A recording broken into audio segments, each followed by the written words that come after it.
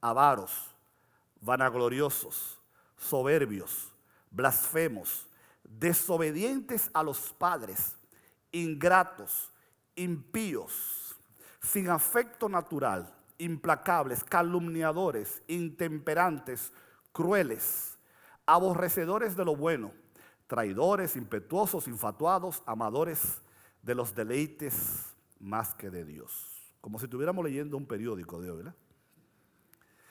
Que tendrán apariencia de piedad, pero negarán la eficacia de ella.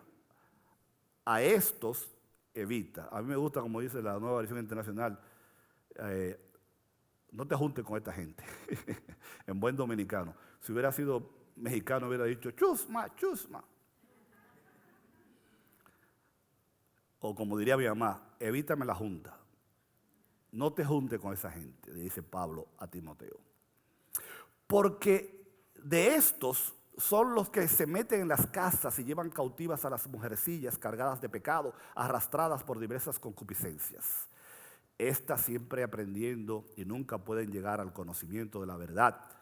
Y de la manera que James y Jambres resistieron a Moisés, así también estos resisten a la verdad. Hombres corruptos de entendimiento, réprobos en cuanto a la fe. Mas no irán más adelante, porque su insensatez será manifestada a todos, como también lo fue la de aquellos. Pero tú has seguido mi doctrina, conducta, propósito, longanimidad, amor, paciencia, persecuciones, padecimientos, como los que me sobrevivieron en Antioquía, en Iconio, en Listra, persecuciones que he sufrido y de todas me ha librado el Señor. ¿Cuántos dicen amén? Y también todos los que quieren vivir piadosamente en Cristo Jesús padecerán persecución. No hay de otra. Mas los malos hombres y los engañadores irán de mal en peor, engañando y siendo engañados.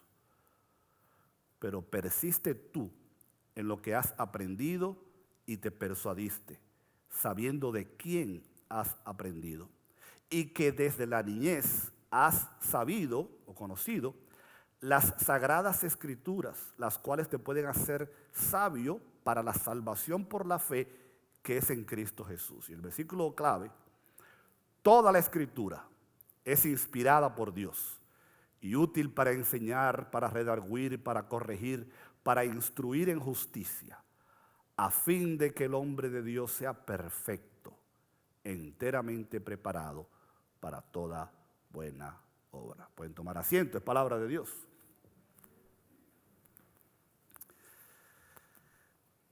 La mayoría de ustedes conoce la historia, pero para usarlo a modo de introducción y para los que tal vez no se acuerdan, el 31 de agosto septiembre. ¿Cuándo es la mojiganga esta que celebran aquí, la Halloween? En octubre. Siempre me acuerdo porque caen en la misma fecha. 31 de octubre del año 1517, Martín Lutero, un monje católico. Recuerde que por más de 10 siglos el catolicismo romano había secuestrado el cristianismo, la fe, y fue la única religión, la única autoridad, fue un imperio, pero que, y no vamos a pasar mucho tiempo hablando de eso, pero ustedes conocen la historia, por más de 10 siglos, la iglesia, el cristianismo, se desvió de lo que la Biblia enseñaba. Una de las cosas más terribles que hizo el catolicismo romano fue separar a las personas del conocimiento de las Escrituras. En otras palabras, ellos prohibieron que personas que, por ejemplo, no pertenecieran al clero, personas que no pertenecieran a lo que era la autoridad eclesiástica, no podían tener acceso a las Escrituras. En pocas palabras, era prohibido que las personas leyeran la Biblia. Eso está ahí en la historia, búsquelo. Tanto así que a usted lo quemaban vivo si lo encontraban con un pedazo de la Biblia, porque en aquella época no habían los libros, ¿verdad?, que nosotros tenemos en el día de hoy. como la escritura. Esto no sucede sino hasta después de la invención de la imprenta con Gutenberg. Al desconectar a las personas de la palabra de Dios, pues eso hizo que el mundo fuera ignorante de las escrituras. La gente no conocía la Biblia, por lo tanto no podía chequear si lo que la iglesia practicaba estaba en línea con lo que la palabra de Dios enseñaba.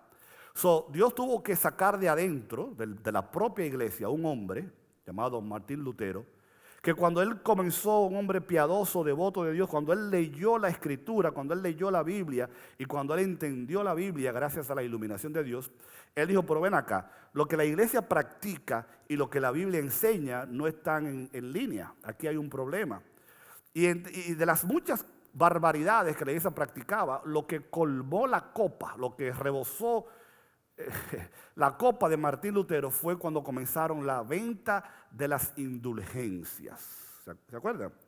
Donde la venta de indulgencia era que la iglesia, para poder recaudar fondos para la construcción de la capilla San Pedro en Roma, comenzó a vender la salvación. Entonces usted pagaba un precio y la iglesia le daba una carta diciendo que usted era salvo. La venta de la salvación. Y eso colmó la copa de Lutero para que el 31 de octubre del 1517 él clavara en la capilla de Wittenberg las 95 tesis que darían al traste con la reforma protestante, que se extendería por toda Europa, cruzaría los océanos para llegar hasta nosotros. Y gracias a ese movimiento de la reforma protestante, nosotros no solamente tenemos las iglesias evangélicas y todo el movimiento, pero la reforma protestante, probablemente de los más importantes legados que nos dejó, fue el recuperar, establecer, aclarar, enfatizar de nuevo lo que se va a conocer después como las 5 solas de la reforma. 5 doctrinas fundamentales, 5 doctrinas básicas que la iglesia no podía olvidar, que la iglesia tenía que abrazar, que la iglesia tenía que enseñar, que la iglesia tenía que defender y sobre las cuales debían edificarse el ministerio de la iglesia. En estas 5 doctrinas básicas descansa todo el quehacer cristiano, todas nuestras normas de fe y conducta. Y esas 5 solas son, en ese orden, sola escritura, sola gracia, sola fe, solo Cristo y solo a Dios la gloria. Sola escritura quiere decir que la Biblia es la única y suficiente fuente de autoridad y la única norma de fe y conducta para el creyente. Sola gracia quiere decir que la salvación solamente se obtiene por la gracia de Dios. Por gracia sois salvos, no por nada que nosotros hayamos hecho o por ningún mérito que tengamos. Sola fe quiere decir que la fe en Cristo Jesús es la única manera de alcanzar salvación. No hay otra forma, no hay otro camino, porque solamente dice la Biblia, Cristo dijo, yo soy el camino, yo soy la verdad, yo soy la vida y nadie viene al Padre si no es por mí. La única manera de usted ser salvo no es comprando indulgencias, no es comprando salvación, no es haciendo buenas obras, es depositando su fe en el sacrificio expiatorio de Cristo en la cruz. Solo Cristo quiere decir que Jesucristo es el único camino, que Él fue el único que pagó por nuestros pecados, que no hay otro nombre bajo el cielo dado a los hombres en que podamos ser salvos, que no hay profeta, que no hay Mahoma, que no hay otra autoridad, que no hay otra manera, que nadie fue a la cruz por nosotros, nadie compró, nadie pagó el precio, solamente Cristo. Y finalmente, solo a Dios la gloria quiere decir que nuestra salvación, todo lo que hacemos, todo lo que Dios hizo, nuestra relación con Él, todo tiene el propósito de darle a Dios la gloria. La gloria será siempre para Dios y no para más nadie. Nosotros acabamos de ver toda una serie de mensajes en el libro de Nehemías, donde la premisa principal era el hecho de que, así como dice en el capítulo 2, nos levantaremos y edificaremos. La iglesia está llamada, después de haber pasado y estar todavía pasando por una pandemia y por muchas dificultades, nosotros tenemos que hacer como Nehemías y su pueblo, de levantarnos y edificar. Edificar nuestras vidas, reedificar nuestro ministerio, reedificar los muros espirituales caídos de nuestra iglesia, prepararnos para que podamos ser una iglesia efectiva, edificar un ministerio sólido, edificar nuestra iglesia, nuestras vidas, nuestras familias, nuestros trabajos. Y si usted entendió lo que tratamos de predicar en esa serie de mensajes, va también a entender que no hay que ser ni ingeniero, ni arquitecto, ni nada por el estilo, para saber que una buena edificación va a depender de un fundamento sólido. Hasta la propia Biblia habla de eso. Si nosotros queremos edificar una iglesia sólida, una iglesia fuerte, una iglesia que pueda resistir los ataques del enemigo y los vientos que nos son contrarios, tenemos que estar edificados en una base sólida.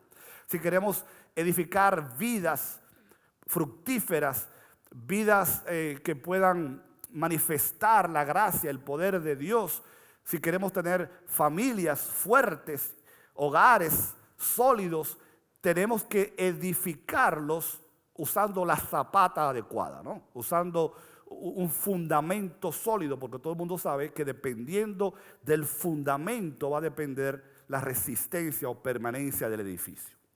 Lo que estoy tratando de decir es que si tomamos la decisión hace un par de semanas de reedificar, de levantarnos y edificar para Dios grandes cosas, tenemos que asegurarnos de que esa nueva edificación está fundamentada, sostenida en una base sólida. Y yo no encontré 5 pilares más poderosos sobre los cuales nosotros podamos edificar de aquí en adelante, que no sean las 5 solas de la Reforma. Por lo tanto, hoy comenzamos con la primera, que habla acerca de sola escritura. Los reformadores entendieron, como lo entendemos nosotros en el día de hoy, que solamente la Biblia, que solamente la Escritura es la fuente de autoridad para nuestra fe, para nuestra conducta, y que no hay un otro escrito, no hay ningún otro tratado, no hay nada ahí afuera que pueda sustituir, o peor aún, que pueda estar por encima de la bendita palabra de Dios. Cuando Pablo escribe esta carta que estamos leyendo a Timoteo, la segunda carta del apóstol Pablo a Timoteo, Pablo describe, ustedes vieron cómo Pablo describe lo que serían los tiempos postreros. Y cuando usted lee eso, uno se pregunta, ¿verdad? ¿Será que estamos viviendo en los tiempos postreros? ¿Será que estamos viviendo en los días finales? Porque la descripción que el apóstol Pablo hace de los hombres y del mundo es como si estuviéramos viendo las noticias en el día de hoy o si estuviéramos leyendo un periódico del día de hoy. A mí me gusta creer que estamos en los últimos tiempos. Bueno, claramente falta menos para la venida de Cristo que lo que faltaba unos años atrás. Y es en medio de esa vorágine, en medio de esa situación tumultuosa, el apóstol Pablo estaba preso, a punto de morir, a punto de ser sacrificado.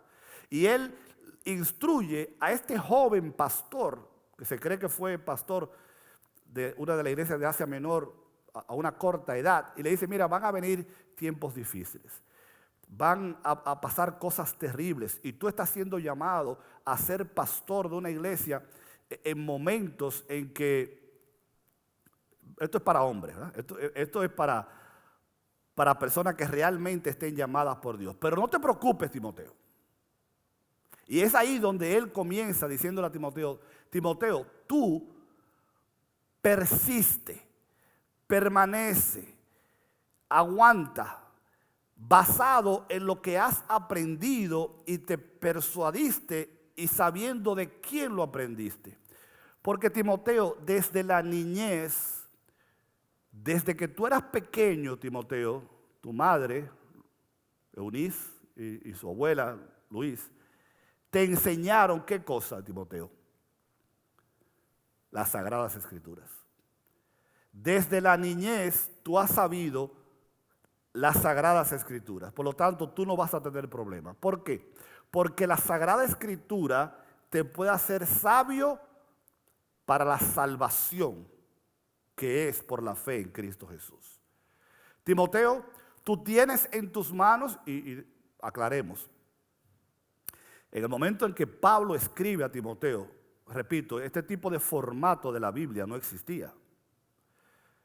La gente no tenía ni siquiera el Nuevo Testamento, porque Pablo está escribiendo en el siglo I, cuando tomó 300 años y pico para que se formara el canon del Nuevo Testamento.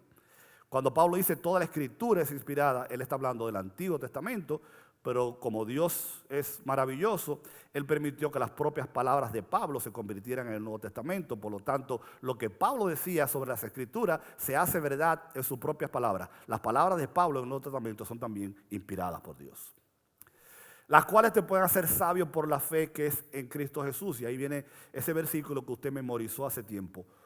Toda la Escritura es inspirada por Dios y útil para enseñar, para redarguir, para corregir, para instruir en justicia. ¿Para qué? Para que el hombre de Dios sea perfecto, enteramente preparado para toda buena obra. Y nosotros queremos predicar en el día de hoy acerca de algunas de las virtudes de este sagrado libro y por qué los reformadores, entre las 5 solas que escogieron como doctrinas básicas, que son los pilares y el fundamento para la iglesia de hoy, el primero de ellos es sola Escritura. Recuerden el contexto. En el momento en el que los reformadores llevaron a cabo su gran obra, había esta desconexión entre lo que la iglesia hacía y lo que la Biblia enseñaba. Pero peor aún, hasta el día de hoy, sin ánimo de atacar a la Iglesia Católica Romana, en el catolicismo romano hay 2 fuentes de autoridad, como lo vamos a ver en un minuto. Está la Biblia y están las tradiciones. Y las tradiciones y lo que digan los líderes de la iglesia muchas veces está por encima de la autoridad de la Sagrada Escritura. Y los reformadores dijeron no hay nada por encima de la Biblia. Sola Escritura, solo lo que la Biblia dice es verdad, solo lo que la Biblia enseña es correcto, solamente la Biblia es poderosa, solamente la palabra de Dios debe ser nuestra regla de conducta y base para nuestra fe. Y lo primero que nosotros encontramos en las palabras de Pablo a Timoteo acerca de la Escritura es que la Biblia, la palabra de Dios, es inspirada. Cuando usted escucha la palabra inspiración, es fácil uno perderse en el significado, porque a veces uno oye a personas decir, ese poeta se inspiró en su novia para escribir ese poema. No se trata de esa inspiración. O ese artista se inspiró para crear ese cuadro. No estamos hablando de esa inspiración. Cuando la Biblia habla de inspiración divina, está diciendo que Dios mismo dictó, puso en las mentes de las personas o permitió que individuos experimentaran alguna visión o algún sueño para que conocieran la verdad que Dios quería enseñarnos. La mejor explicación de inspiración es que Dios susurró, que Dios puso en la mente de más de 40 autores por miles de años lo que Dios quería que nosotros supiéramos y para que tuviéramos entonces nosotros el legado de la palabra de Dios. Cuando se habla de inspiración, podemos nosotros usar varios ejemplos. El primero, dije ya, Dios le puso en la mente a estos hombres que escribieran y inspirados por el poder del Espíritu Santo, inspiración, ellos pudieron escribir. Pablo, por ejemplo, escribe a Timoteo y dice todas estas cosas porque el Espíritu Santo, la tercera persona de la Trinidad, estuvo en ellos para guiarlos. Y por lo tanto, como es Dios que susurraba, como es Dios que hablaba, como es Dios el que dictaba, nosotros podemos saber que lo que se encuentra en la Escritura como inspiración de Dios proviene de Dios. En otros casos, Dios sencillamente dictó y dijo, siéntate y escribe. Y te voy a decir lo que vas a escribir. En otras ocasiones, con su propio dedo, Dios escribió las palabras, como en el caso de los 10 mandamientos. En otras ocasiones, Dios permitió que personas observaran a través de una visión o a través de un evento extraordinario, como fue el caso de Juan, cuando estaba en la isla de Patmos, que dice que tuvo esta gran visión y Dios le dio las palabras del libro de Apocalipsis. Pero en cada caso es el Espíritu Santo de Dios el que permite que el resultado del escrito no venga de la mente, ni del conocimiento, ni del corazón del autor, sino del Espíritu Santo de Dios que habló. Por eso en 2 de Pedro 1:21 dice, porque nunca la profecía fue traída por voluntad humana. Nunca, subraya ahí la palabra nunca. La profecía fue traída por voluntad humana, sino que los santos hombres de Dios hablaron siendo inspirados por el Espíritu Santo. Lo que ellos hablaron, lo que ellos dijeron y lo que ellos escribieron no vino de ellos, vino de Dios. Y por eso decimos que la Escritura es inspirada. En segundo lugar, nosotros sabemos que la palabra de Dios es inerrante. ¿Qué quiere decir inerrante?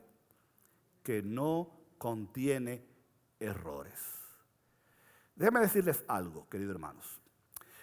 Una de las principales excusas que la gente pone ahí afuera, y fíjense que dije excusa, no argumento válido, es que ellos no creen en Dios o no creen en la Biblia porque supuestamente la Biblia contiene errores. ¿Usted ha oído comentar eso alguna vez?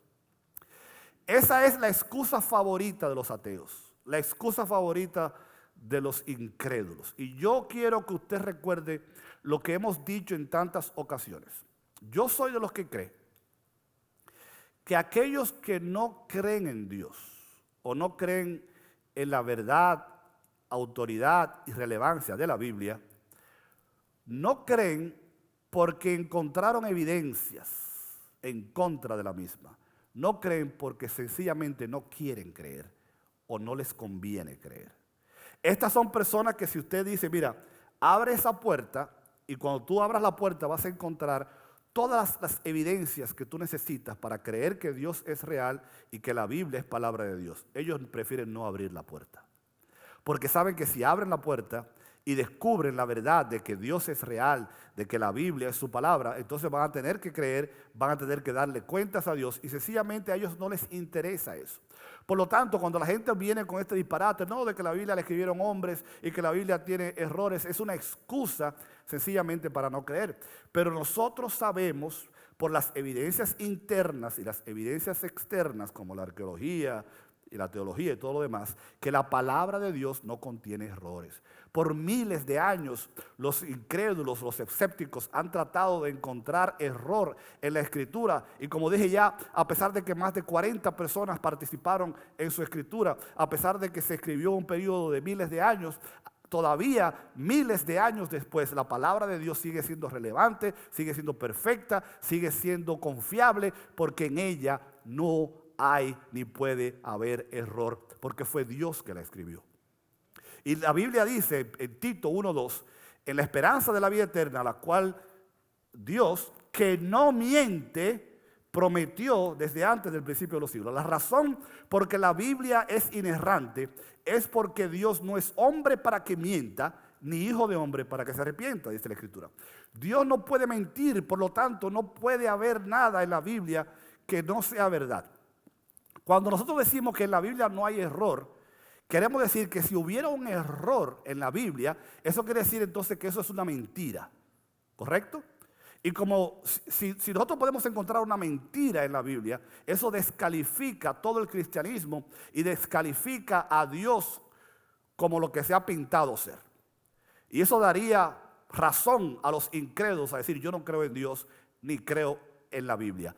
Pero la Biblia y la evidencia externa ha demostrado a través de los años que Dios no miente, por lo tanto su palabra no puede contener error. Déjenme decirles algo, queridos hermanos.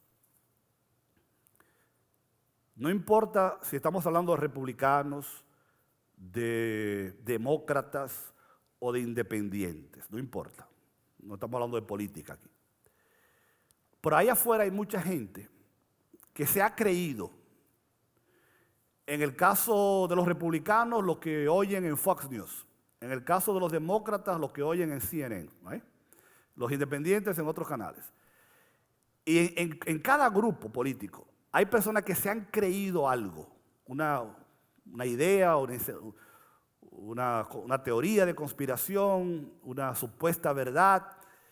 Y lo triste del caso es que, os repito, no importa si es un demócrata, no importa si es un republicano, no importa si es un independiente, en muchos casos estas personas se van a llevar una gran decepción cuando descubran que esto que han estado creyendo por todo este tiempo era mentira.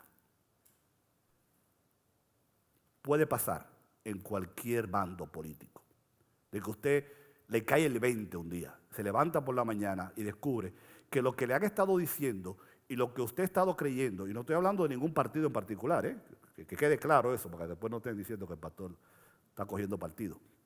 En cualquier lado van a haber situaciones donde la gente se va a dar cuenta que lo que le vendieron, lo que creyeron por todos estos años era mentira.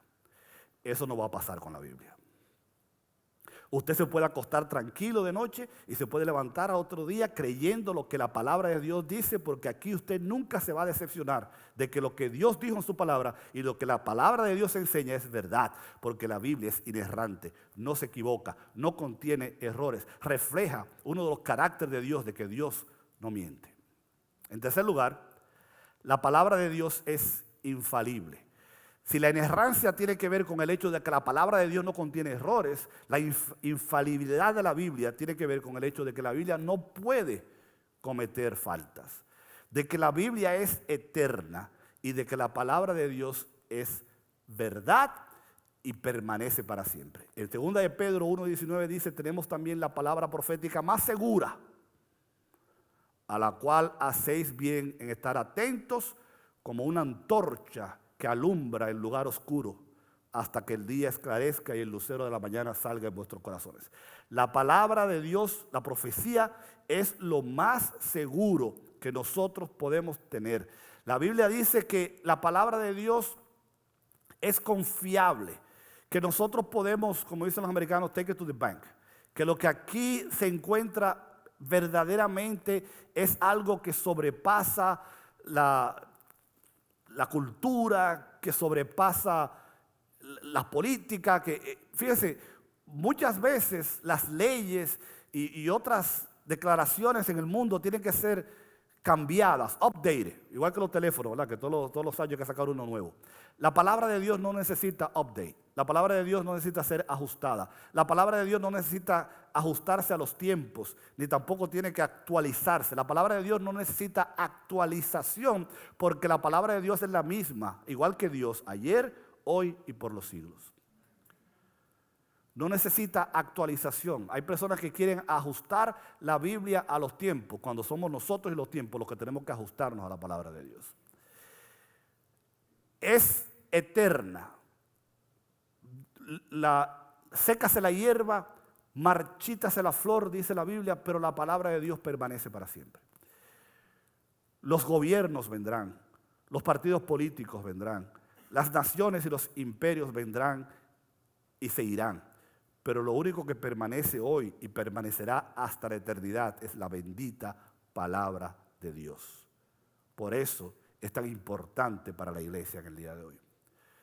En cuarto lugar, la palabra de Dios, dice el texto que leímos, es suficiente. Isaías 55.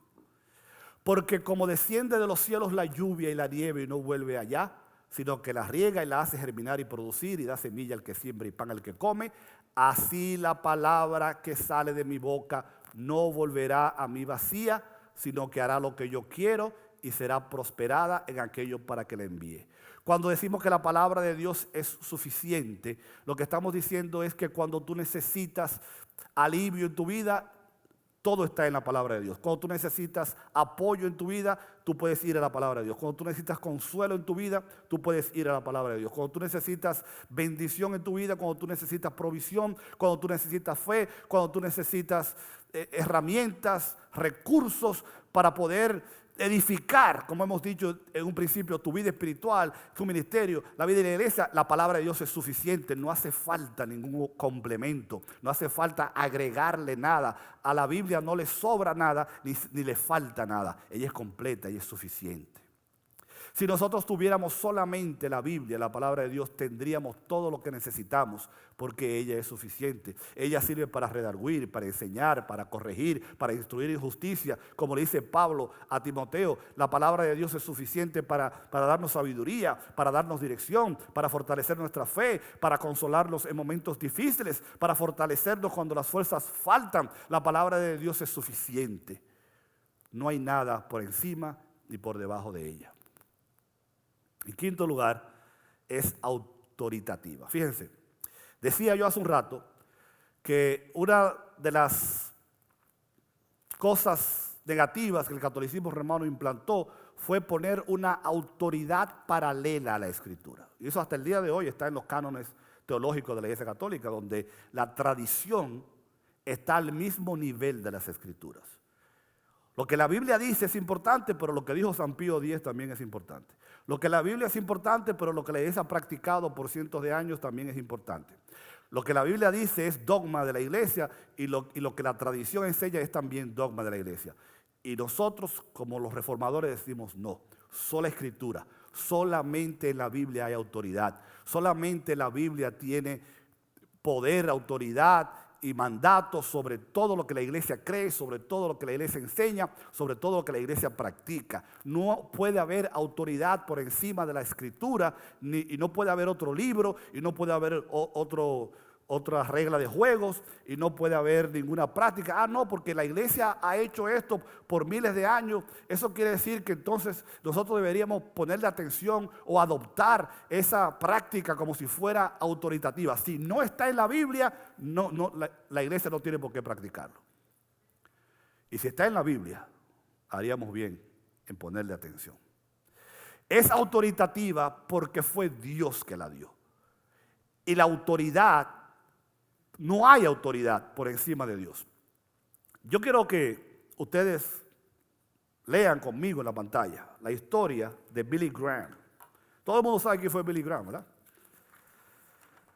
Creo que tenía 100 años cuando murió, el gran hombre de Dios. Dice un texto que leíamos que cuando Billy Graham estaba estudiando en Wheaton College en el año 1944-45, gracias a su predicación y a su ministerio, miles de personas comenzaron a convertirse a Cristo. ¿Qué sucede? Que un grupo de amigos le dijo a Billy Graham un día, después que él comenzó a predicar en Estados Unidos, en Europa, y comenzó un gran movimiento de avivamiento en el mundo. Y un amigo un día le dijo, Billy, tú no puedes seguir predicando la Biblia en el siglo XX como se predicaba en siglos anteriores. Tú necesitas update la Biblia, tú necesitas renovarla, tú necesitas adaptar tu mensaje a los tiempos modernos. Si tú no adaptas tu mensaje a los tiempos modernos, tu ministerio se va a deteriorar. Esto, dice el escrito, hizo a Billy Graham pensar por mucho tiempo, y un día se fue a un retiro espiritual y después de batallar con estas ideas de si la palabra de Dios debía ser actualizada o no, él dijo las palabras que vemos en pantalla. Me abatí en duelo con mis dudas y mi alma parecía estar atrapada en el fuego cruzado. Finalmente, desesperado, entregué mi voluntad al Dios vivo revelado en las Escrituras. Me arrodillé ante la Biblia abierta y dije, Señor, muchas cosas de este libro no comprendo, pero tú has dicho, el justo por la fe vivirá. Todo lo que he recibido de ti lo he tomado por fe. Aquí y ahora, por fe, acepto la Biblia como tu palabra. Sobre lo que no puedo entender, me reservaré el juicio hasta que reciba más luz. Si esto te agrada, dame autoridad mientras proclamo tu palabra y por medio de esa autoridad convencer a los hombres de pecado y convertir a los pecadores al Salvador. Toda la escritura de Dios es autoritativa porque Dios es quien le da la autoridad.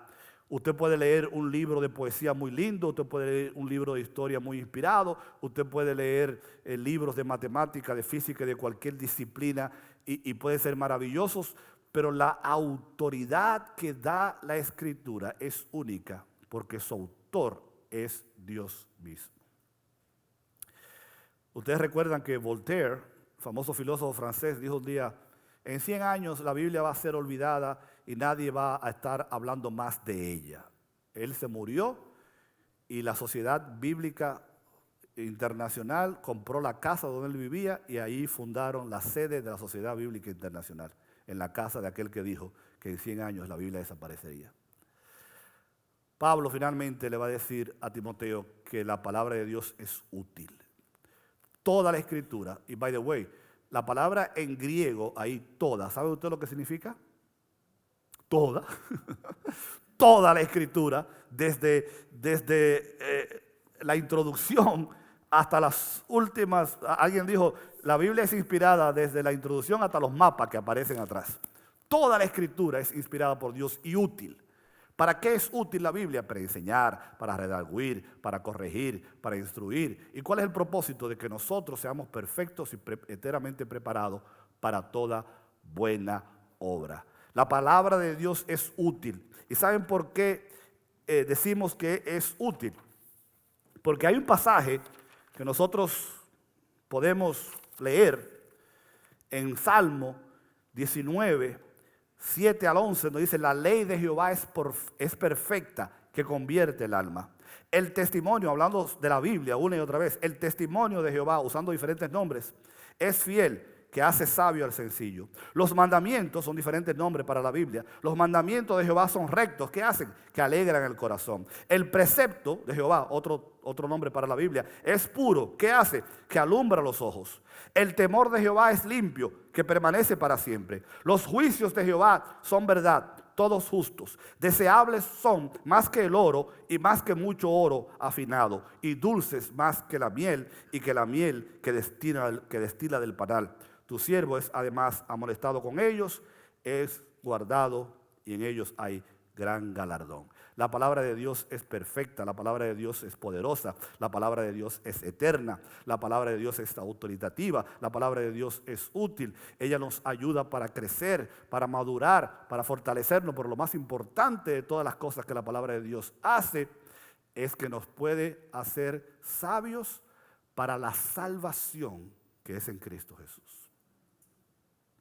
Como tenemos Santa Cena, vamos a terminar el mensaje aquí, recordando que la primera sola de las 5 que predicaremos este mes es solamente la Escritura, nada más. Vamos a preparar nuestros corazones